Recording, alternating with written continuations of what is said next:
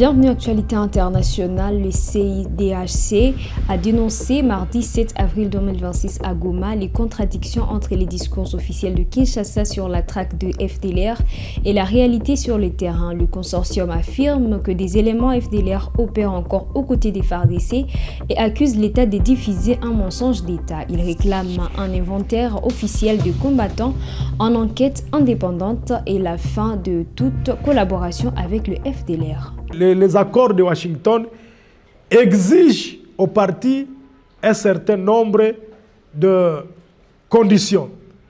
Entre autres, parmi les conditions phares, c'est la neutralisation des FDLR. Alors, il se fait que,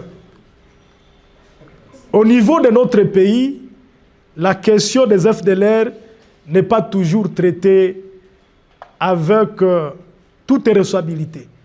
Parce que nous avons suivi le commandant de notre armée, il est l'adjoint, le général Ichali Gonza, le dimanche, à Kisangani, c'était le 29 mars 2026, a annoncé le lancement des opérations militaires de traque contre les FDLR. Il a annoncé, mais la réalité est tout autre. Parce que les FDLR dont Tulpreta s'est préparé pour traquer, leurs commandants sont en train de travailler dans l'armée nationale. Et dans le rapport, nous avons cité certains noms. Les noms connus des commandants FDLR, mais qui sont aujourd'hui des officiers de FARDC et qui gèrent les unités. Et ça, c'est plus grave. Et aussi, il y a un autre élément. Cette annonce n'est pas la première action, la première annonce. Notre gouvernement a toujours annoncé le désarmement des FDLR. Mais souvent, ces annonces se terminent toujours au niveau des médias.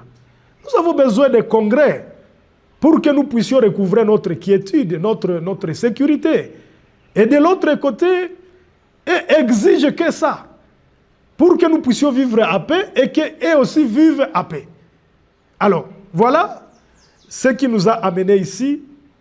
C'est aussi pour dénoncer une stratégie de trompe-l'œil auquel joue le gouvernement congolais. Parce que les FDLR, la majorité aujourd'hui, se sont déjà reconstitués à des groupes armés.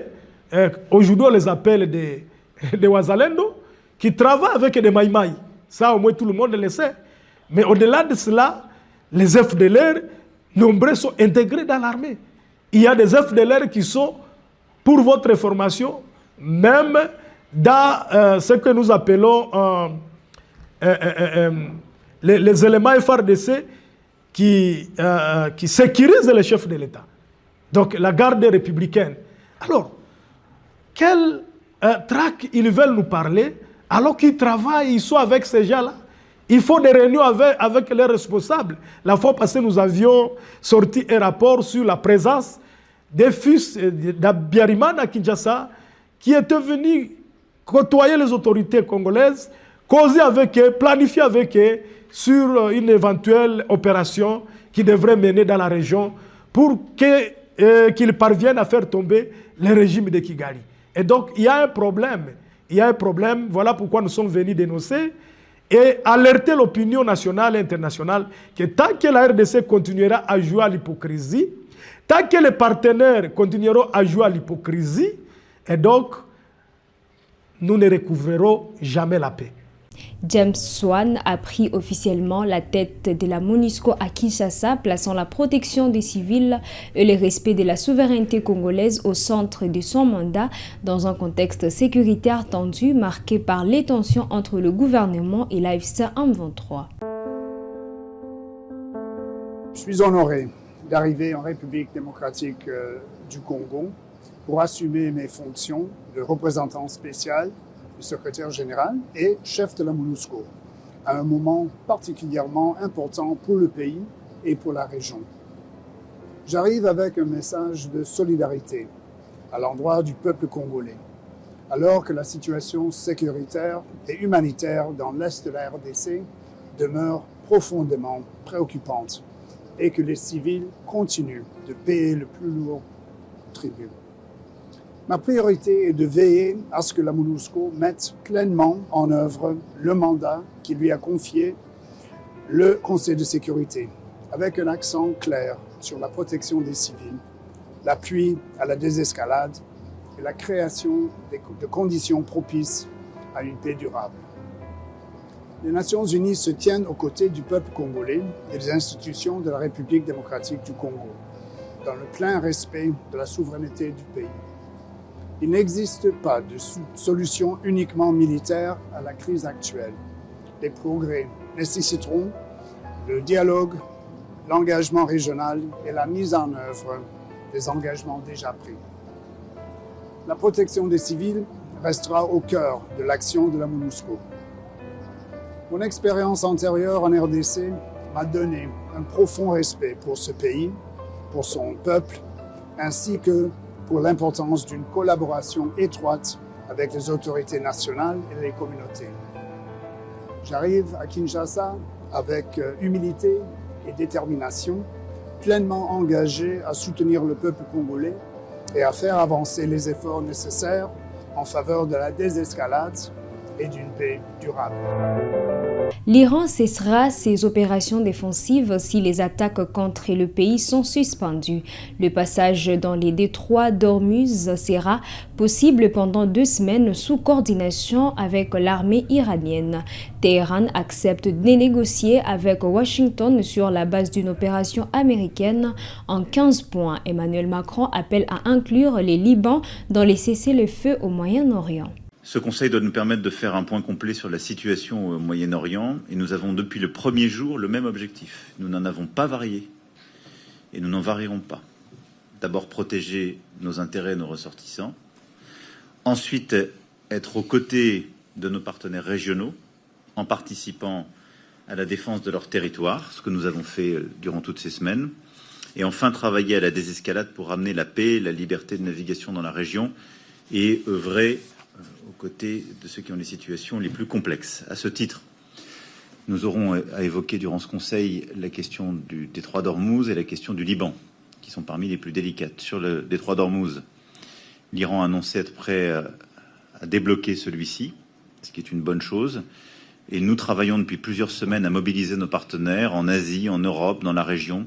Une quinzaine de pays sont aujourd'hui mobilisés et participe à la planification sous le pilotage de la France pour permettre justement la mise en œuvre d'une mission strictement défensive en coordination avec l'Iran quand les conditions seront remplies pour permettre de faciliter la reprise de cette circulation. Nous y reviendrons pendant ce Conseil. Sur le Liban, qui à date est aussi inclus dans le cessez-le-feu, ce qui est une bonne chose et même une chose indispensable, et où les frappes ont cessé ces dernières heures, la situation est critique. Le Hezbollah a fait la faute stratégique en attaquant Israël et en entraînant le Liban dans la crise régionale, mais ce à quoi nous assistons aujourd'hui, à la fois par ce à quoi nous avons assisté par les frappes et l'occupation du sud Liban d'Israël ne peut pas être une réponse dans la durée, nous le savons.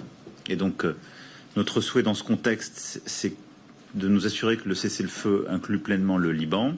Michel Olagaray, ancien président du Centre des hautes études militaires, s'interroge sur la solidarité de la trêve entre les États-Unis et l'Iran. Il souligne que la réussite de cette négociation dépendra de la capacité de Washington à transformer cette pause temporaire de combat en accord durable.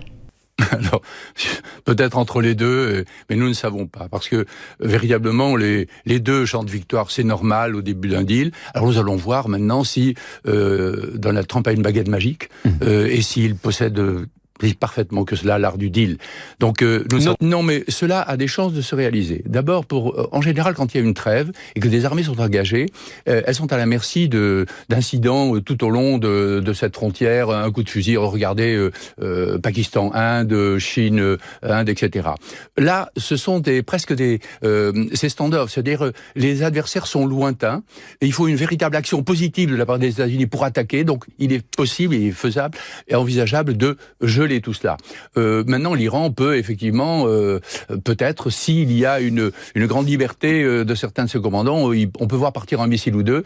Il serait assez normal qu'il y ait une organisation de contrôle et de vérification si le téléphone rouge ou autre, ou passant par le Pakistan, pour essayer de lever les doutes si par hasard il y avait un incident. Alors le péage, il semble tout à fait lié aux difficultés financières, bien sûr, de l'Iran. Il est bien sûr totalement contraire à la Convention internationale de Montego Bay sur la liberté de franchissement des détroits, etc.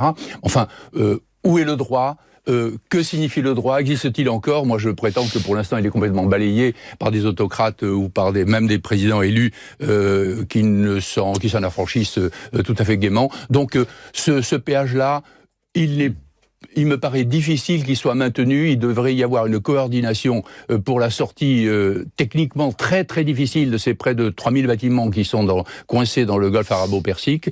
Donc on verra comment ça s'organise véritablement d'ici vendredi. Parce que nous devrions voir, même avant le début. Pourquoi vendredi? Parce que le début des négociations à Islamabad, effectivement, se tiendra comme il est prévu dans les communiqués dont nous avons connaissance. Écoutez, on peut se le demander. S'il autorise l'Iran à enrichir l'uranium, ça paraît tout à fait contradictoire avec les buts qu'il a affichés, buts essentiellement évolutifs, bien évidemment, ce qui sidérait absolument tout le monde, puisque nous ne connaissions pas l'objectif politique des États-Unis. Si c'était faire chuter le régime, pour l'instant, il est toujours en place. Il avait affiché, donc, diminuer les capacités militaires. Bon, ça, on peut admettre qu'il les a diminuées, mais il est très difficile de le quantifier. En tout cas, l'uranium enrichi, si il accepte cela, dans quelles conditions, quel contrôle? En tout cas, ça n'est certainement pas ce qu'il avait dit, c'est-à-dire supprimer toute capacité pour l'Iran d'aller vers le nucléaire et l'arme nucléaire, bien sûr. C'est tout pour cette actualité internationale chez Kivu Morning Post, mesdames, messieurs. Merci à vous de nous avoir suivis du début à la fin. On se fixe rendez-vous pour les prochaines actualités.